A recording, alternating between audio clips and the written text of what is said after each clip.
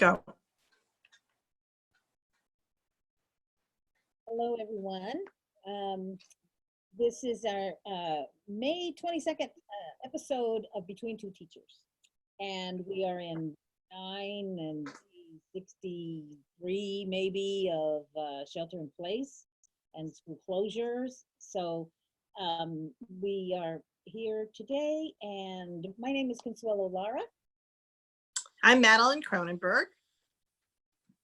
And we're coming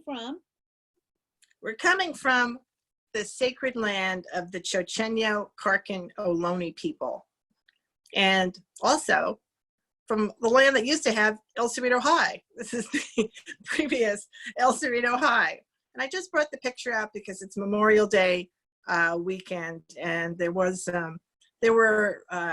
plantings actually in the front that had been used for Memorial Day celebrations over the years. And there were many graduates of El Cerrito High who served who served in our military and were our honored veterans. So I just thought I would bring up a picture of El Cerrito for Memorial Day.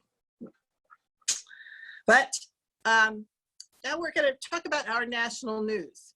And in the national news, our CDC has actually come up with plans for how we're going to return to school. And they've come up with some interesting ideas. I mean, mainly what they're saying is everybody over 2 has to wear a mask all day. No sharing of any items or supplies. All belongings have to go into individual cubbies and containers. Desks have to be 6 feet apart, all facing the same way. The distance on school buses, which doesn't affect us as much, but nationally is a very big issue.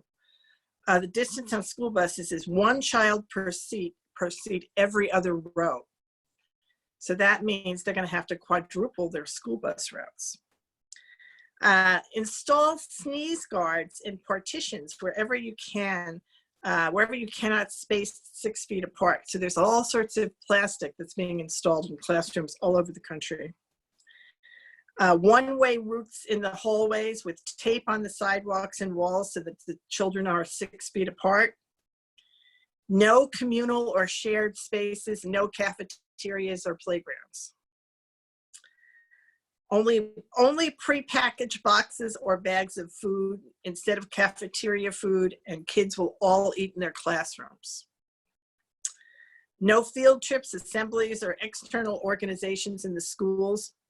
Volunteers and all visitors are limited. The same children stay with the same staff all day. No switching groups or teachers. That's a team teacher. Well, it's a team teacher thing. Stagger arrival and departure times for students to limit exposure to crowds of kids. Have daily health and temperature checks on everybody. And then there were also rules about cleaning and disinfecting throughout the day and hand washing frequently. That's the list that they've come up with. Now, California has not come up with a specific list, but they're going to work off of that. And other states have. So there are a lot of issues with that list. Absolutely. Right? And so there's another group, the Chiefs for Change. It's a group of state superintendents, and, like Mr. Thurmond, I don't know if he's a member of it, but they came out with something called the Return. And I'll have all of these posted on our Trello board.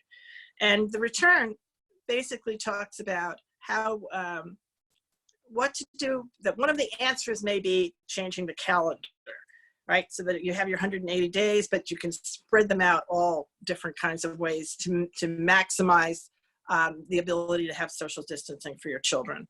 So the first one is to forget about the agrarian calendar and basically go to different versions of year-round school. And longer days also, so that you go 1 or 2 days in class, and then of course blending it with online learning, right? And then figuring out how your teachers are all going to become even greater experts at online learning or team teaching. And then then the rest of it there's a lot that has to be done with the buildings themselves and how the buildings are going to change. Just to give an example of a place that's looking at what they're going to do, and it has come up with something a little more specific than California. There's a program called Reopen DC for the DC schools. And they, in stage 2, limit everything to 10 people per room. That's a big issue essentially until we have a vaccine. So they said schools can partially reopen, starting with some schools accessible to students who might benefit most from in-person instruction. Students in transitional grades, students of site critical workers, followed by the opening of all schools with blended instruction for all students who wish to attend in person, and mandatory virtual learning for those who do not. No more than 10 students per classroom expectations, and having A and B schedules. That's such a radical difference. It's totally different. Totally. But this is actually, I'm just saying this because I went and looked for it. We're not being handed this information in California. No, we're not. And we need to speed this up. Like, we need to be prepared. We need to, the economy is waiting to open up. A lot of it depends upon us soon. Schools open up. Right. Yeah, there's this right. link. So really, attention to the schools, which means additional support, maybe from communities. We need all of that so that we can put together this vision and then start working towards that vision and get these ideas. Exactly. Exactly. And recognize that blended learning is not going to go away. People aren't going to put away their tablets and their laptops, and that's not going to happen anymore. What is going to happen is we're going to get better at it, just like we get better at everything, right? And there's much more material out there. There's more free material. There's more material that's created for parents themselves so that they can get support. We've done it here. I've attended a couple of the Zoom workshops for parents that West Contra Costa has put on. Nationwide, there are lots of websites and YouTube channels that people are putting together. But we got to get honest about how it's going to actually play out. Yeah. It's not that far. I mean, August is not this, we're on Memorial Day, Labor Day. By Labor Day, we're supposed to be back into the whole new thing. At least develop like plan A, plan B, plan C, something that we get to start on. Yeah. It's really cool to do. So we're going to continue to research, look up as many best practices as we can, put those forward, put those on Trello, put them. Yeah, they're all here. If you hit the Trello board, you'll see them all on there because I put them on all the time. I also put on a link to the Education Finance Committee, which I watched last week, and they were talking about how how California is going to pay for anything, what we have to do in order to try to figure out what to do to make up for funds if we don't get the funds we expect to get from Washington. I don't know why we expect to get them, but when we don't get money from Washington, how are we going to make up for it locally? And so they had a real conversation about that, a serious conversation. And the other part of that is that even there, as well as in our local budget, when you're looking at where the state decided to cut, enormous cuts in after-school programming and in career technical programming. And the other one is adult ed. Yes. Right? Yeah. So those are the ones that if you want to have anything left, career tech, if we want to have anything left, we have to advocate, we have to bring in other partners and advocate at the state, because that is really not going to happen. That is where they have made the cuts as of right now, right? Yeah. And the ACES after school program, they have made the cuts there. And that's going to have to be funded a different way. Clearly, childcare is going to be needed unless many families who are staying home now are going to be able to adapt to staying home. And some percentage of them will. Some percentage of people will do that. but I can't imagine that it's that big of a percentage. The other thing that did happen was in the context of funding for the state, the large school districts, LA, San Diego, Oakland, Sacramento, Long Beach, and San Francisco, wrote a letter to the governor and to the legislature, essentially asking the state to make some changes to support the fact that they're making so many cuts. And I've got a copy of the letter too, but specifically what they asked for was reallocate the special ed money to basically cut some of the strings they have on money. They say there's only one way you can spend it. And this is when districts need flexibility to make up for, because they have to do so many different things. They propose a way to pay for all these devices. We in West Contra Costa got the money initially from a bond measure, and then we've had to set aside replacement money out of our general fund every year to be able to continue to replace the equipment. They are recommending a statewide utility surcharge on basically on your Wi-Fi to pay for access and devices for children all through the state of California. So that I think it makes a lot of sense, but I'm sure we'll have all kinds of opposition. But anyway, that's the recommendation.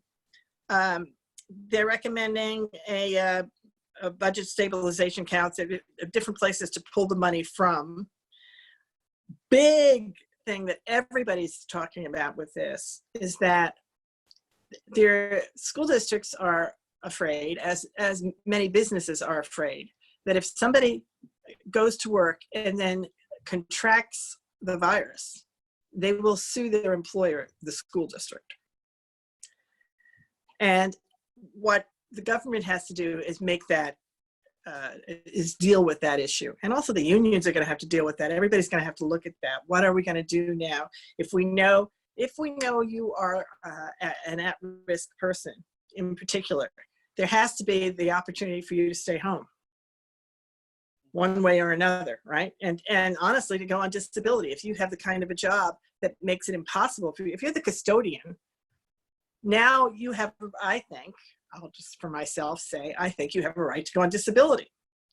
If you think that this is not a job, this job is now dangerous to you until there is a vaccine, right? So if you've got the blood pressure issues or the respiratory issues, that you were still able to work, but now it's more complicated. So anyway, all of those issues. Of COVID testing also, get tested. And that has to be paid for. Who's going to, to have the state pay for all of that, have the state pay for the testing, have the state pay for the personal protective wear, have the state pay for all of those things. So there's the liability issues, and then there's a group of laws that the state has just to loosen up the laws. And one of them is to not have the state count the ADA from last semester, when it's totally unreasonable to do that. And instead just forget that and go back 3 years to come up with what the ADA is going to be for any school district. To change the laws around class size reduction, because we're going to have larger class sizes in some cases. We can't have smaller. Allow developer fees to go into the general fund. Nobody's saying to put the bond money in the general fund, but the developer fees are a possibility. And then just a flexibility in other funds. And then also this one's interesting, listen to this, to authorize certificated employees to retire mid-year. So if I'm a veteran teacher and I retire in December, I could then come back for the remainder of the school year, suspend the fact that I'm not allowed to come back for 180 days. Let me come back. And if you let them come back and return to their classroom, I mean, essentially what you would do is change the pot of money that their salary comes from, and they would do it because they would get more money as a sub plus their retirement. Yeah. Right now, you didn't have to do this forever, but it would help everybody a lot if you did it this year. Yeah. And that was one of the asks that so that the attorneys, obviously, these districts, which are the largest ones in California, they came up with that ask. And I just thought most people have no idea that that's out there. But that is what they're asking for. And that's something that the legislature can change, because each of those things is in statute someplace. So there's that. And the last thing I wanted to talk about before we get to the local issues is a shout out to the folks in Oakland who are going to be voting in November to allow 16-year-olds to vote for school board. It was unanimously passed by the Oakland City Council, so it's gonna be on their ballot in November, and they will join a small group, a growing group of young people who will have the right to vote if it's passed. That's awesome, isn't it? Yeah, Amazing. Oh, I want to see. it really is. It really is. So on to West Contra Costa. Yes, and to continue on budget issues, I just wanted to put some things into perspective. There's actually people thinking that we're doing business as usual, and so where's this program and that program? And we are in the middle of a pandemic and severe cuts and cutbacks. We were already in a deficit as it was, but Right. like you said, adult ed has been a big hit. That has gotten a big hit. Career and technical education, the incentive grants, the education initiatives for career and technical education, and the after-school program, which was really important to us. So those are things that got a big hit for being reduced. So, you know, a lot of our parents are not working right now. They lost their jobs. Before COVID, we had 72% free and reduced lunch, and I just know that's going to go up. That's going to go up. Yeah. So we had deep cuts there, and you know, thinking about CTE, we need to really pursue activating those business partners. Exactly the kind of things you were talking about. We all have to be in the business of bringing resources, funds into the district, not trying to spend more money, but how can each of us, bring more money in, trying to find it, be creative. Right. This is not the time to come up with another program that's going to drain the district, right? And even Governor Newsom, who had lots of new programs because he thought he had a lot of money in January, he just said, we're not doing any of those. Not doing any of them. We're looking at where to cut. All that stuff you thought you were going to get is, guess what? No. Table, because it doesn't exist anymore. Yeah. Right. And the hardest thing for me to see is that things, like for instance, we're going to have to cut nurses. We hardly had any nurses. Right. We need more nurses. Now we got to cut them. In the middle of a pandemic, you have to cut your nurses. The same thing with social emotional learning staff. At a time when we're going through collective trauma, we have to cut that staff. So it's like the things that we need the most are the ones that are going to get cut. Our bilingual instructional aids. When we have 30% of our children are English learners. So this is painful. This is going to hurt big time. So be prepared. And we don't know what the solutions are going to be. The last 3 years, these cuts erased 3 years of LCFF growth overnight. Right. Don't have Right. Right. We're back to where we were in 2007 or before that. for that. And actually 21-22 is going to be worse than 20-21. So the year after. And that we're going to be trying to advocate just for basic services. We got to prepare ourselves for this reality check. This is the world that we're living in. So not to be Debbie Downer, but that's the budget news. And then I wanted switching over to about I wanted to share something, a report called Standing Up for Students, the need for an executive action to pause closures during the COVID-19 pandemic. And this is a report that was done by several public health experts who then talked about how all of that needs to be set aside because for health reasons. Because all Right. of talked about all of those things that need to be put into place. How are you going to do that if you're forced to do co-locations without enough room? They're pushing 2 schools into one campus. We can't do that. And so Yes. this group is calling upon the governor to exercise an executive order about calling for a pause on all these school closures. So there's like 4 parts to this. There's the letter that goes to the governor asking for this. There's an analysis in terms of equity, because we know that people of color are more are being affected by this virus than any other. We are high at children of color, so Right. no reason why we need to be prepared. And then the physical impact, what would it cost? What's the impact of that? And then lastly, they analyzed the actual legal status of this, of does he have a legal right, or can he demonstrate Yeah, does he have the power to do it? And of course he does. He's the governor. authority to enact this during a pandemic? And of course he does. And this was written up by civil rights attorney Dan Siegel. And then this is we were talking about looping before. This Yes. with what we talked about. School districts should not proceed with other decision-making significant issues also at this time. But let's see, Daryl Hammond, oh, here it is. The CDE president, Linda Darling Hammond, stated, "We should start with the importance of relationships.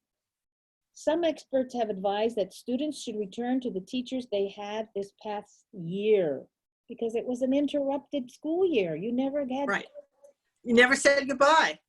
goodbye. Who would know them and their families? Who would understand their learning approaches and needs, and are best positioned to welcome them with understanding and compassion, to diagnose where are they in their lives and in their learning." I mean, that's just the compassionate thing to do for these children, really. Yep. Yeah, And for the teachers, it's true. right? These relationships go both ways. Yeah, And to me, there has to be a way to do this, to really prioritize this, and to have this be a conversation among everybody in the school community. There are those that can't do this. You can't do this with the children who are leaving, the seniors who are going, right? And the new kindergartners who are coming in, you don't know because they weren't here before. But everybody else was here. So you really could do it. You could do it. There, when I've talked to my daughter who teaches at El Cerrito High, she was saying that although she, in her circumstance, she does have the same students over and over because she has different levels of a subject. But for her, the new students coming in, the 9th graders coming in, it'll be all new to them, and more difficult than ever. And they won't have had a chance to say goodbye to their 8th grade teachers. yeah. Right? I mean, that's it. And it's the same thing with the 6th graders going to 7th grade. Right? Those are the groups, the transition groups. But everybody else could do it. One way or another, they could look for a way to do it. Yeah, yeah. It's one of those issues about, addressing the social emotional effects of this. And so Yeah. talking about the co-locations, how it pushes students and teachers out of their classrooms. If Yep. homes can be stopped, surely evictions from schools can be paused as well. So with that, we're asking, this report is asking for the governor to allow, California could lead the nation in ensuring safe measures to allow students to return, and West Contra Costa could lead the state by also enacting maybe a moratorium on this as well. And by signing this letter, joining in and signing this letter. Yes. Right? I mean, so I think that's one thing.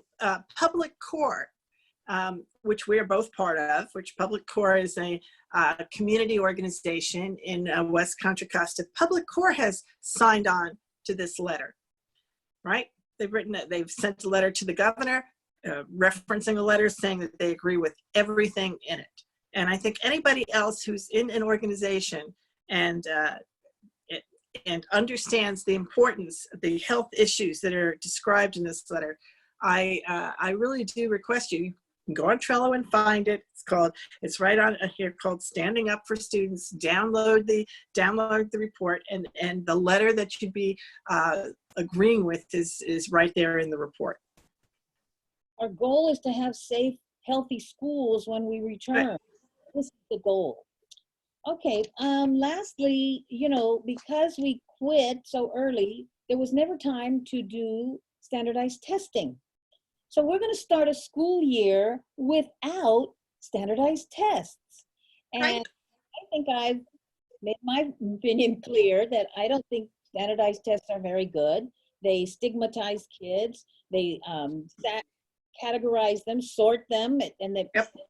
them. It labels schools, labels teachers, failing on a one number.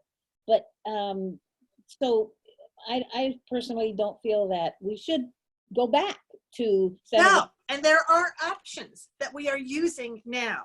So right now, our teachers who are online are using various multiple measures, right? Their own assessment strategies, the projects that their students are creating. They would, if were they still in their classroom, students would just create different projects. They'll have a different set of options and a greater set of options, really.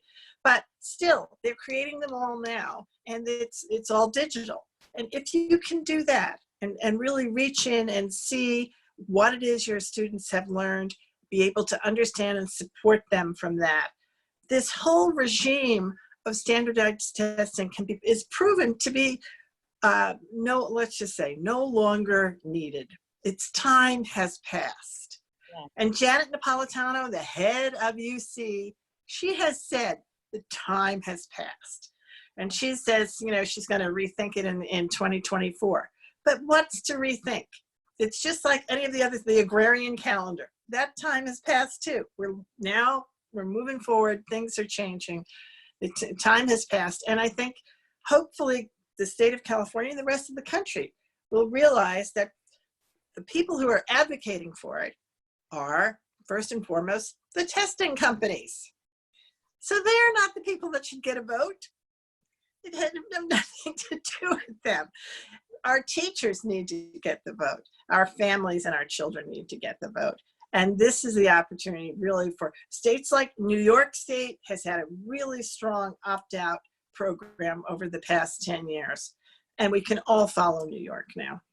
Yes, absolutely. And imagine saying to a teacher, you don't have to teach to the test anymore. You could actually teach the subject.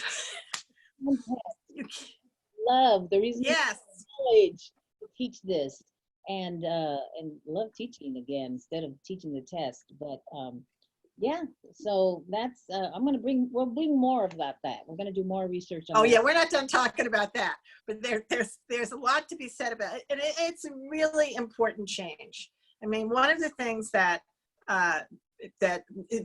one of the reasons for me to be even having this conversation with anybody who might be listening is to try to get people to understand there are things we can do to really improve education, right?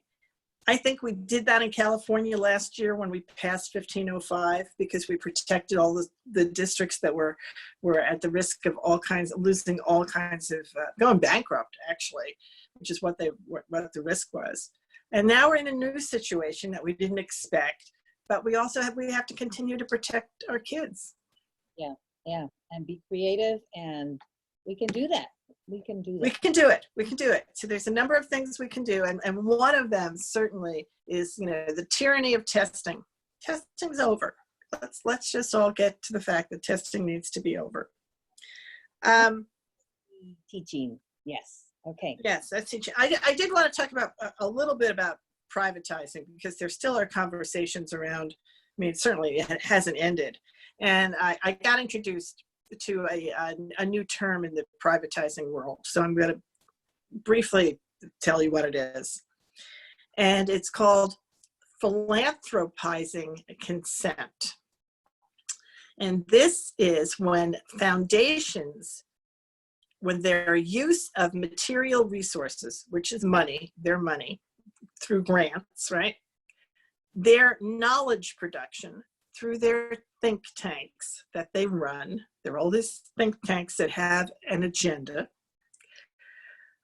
Through their media power, which is the social media that they run, the big websites, the big organizations, and their own informal and formal networks that the foundations all have, the philanthropy foundations, garner the consent of multiple social and institutional actors to support a public policy. And here's the rest of it. In other words, these foundations do not impose policies on governments. Rather, they, quote, render technical, high-stakes political advice on pressing issues of educational equity and then they influence the state officials' consensus about which policies to adopt. Oh, I just thought that was, first of all, I had never heard the term, but that is exactly what they're doing. And this is a conversation, this was in the Chronicle of Philanthropy, where they're talking about the Gates Foundation's tactics to remake public education during the pandemic era. Jeez. Oh, jeez. Right. And also the how a private foundation pushed through national learning standards, their own, in Brazil. So people are moving on and doing what they're doing, even though we're in the middle of the pandemic. And we just have to be aware of understanding what folks' agendas are, and in particular, our foundation folks, what their agendas are. Absolutely. And then I wanted to do one more thing before we get to our smile for the day, and that is a shout out to another program that goes for an hour every week from our West Contra Costa administrators. And it's called 60 Minutes with the Faculty, 60 Minutes in the Faculty Lounge. And I watched it today, so they do it every Friday, like us. And they ended with a quote from Brene Brown. And I thought this was such a powerful quote that I took it down. Let's see if I can find it.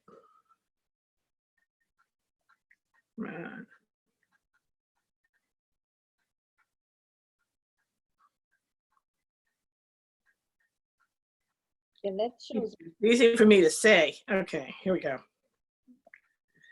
Here it is. This is from Brene Brown. She's a speaker and a writer. She said, "We will not go back to normal. Normal never was.